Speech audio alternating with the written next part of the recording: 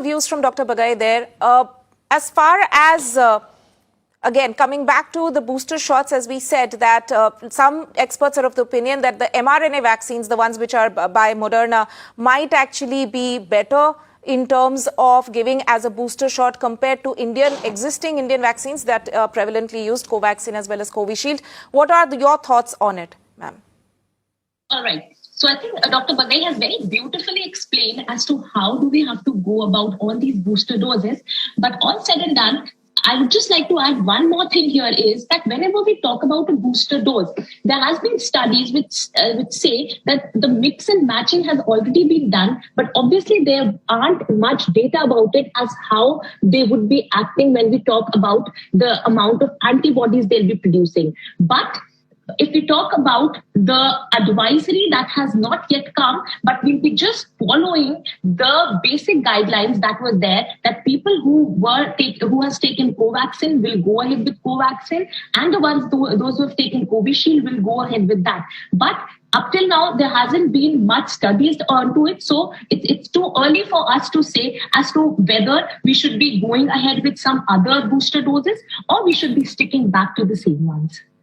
Right. Dr. Malik, also when it comes to the pediatric vaccines, I mean, at the moment, of course, it's the age group of 15 to 18 for which the green signal has come.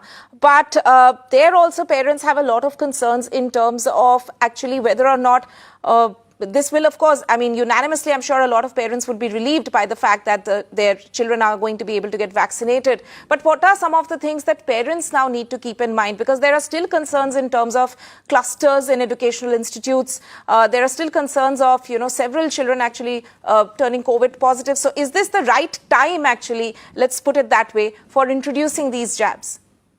Yes, I think it's the exactly right time for all of us. And I think PM Modi has taken a wonderful step by introducing these pediatric vaccines. So I tell you, there are a few reasons behind it. Firstly, see, why do we have to vaccinate these kids is because if we want to achieve the herd immunity of 70%, we won't be able to do that because children below the age of 18 years are 40% in our countries. Point number two, I would also like to tell you here is that obviously this disease is mild, but it's life-threatening. So we need to be very cautious when we talk about our children. Point number three, these children could be the super spreaders for their parents and their grandparents. And as we all know, most of the grandparents or people above the age of 50 years have some or the other comorbidities, and seeing the surge in the Omicron cases, it is very difficult for all of us to say how it is going to behave in coming future.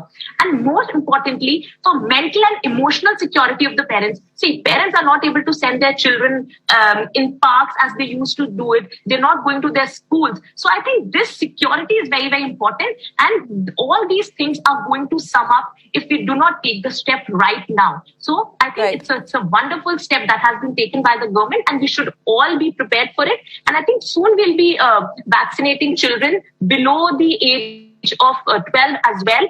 And because to start with, the government has taken a protocol that we'll be vaccinating children between 15 to 18. And obviously, we'll be focusing on the booster doses for healthcare workers and people who are above the age of 60 years with some or the other comorbidity.